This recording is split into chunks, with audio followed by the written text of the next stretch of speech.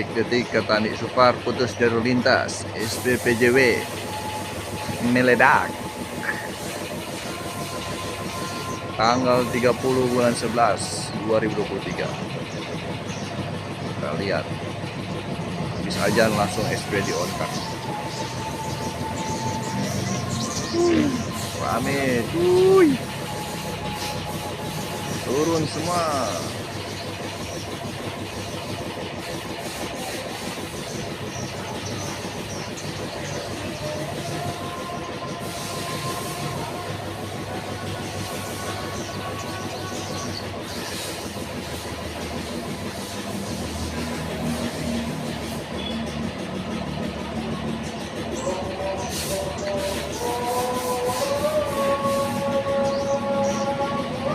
RDW di samping tempat cuci mobil.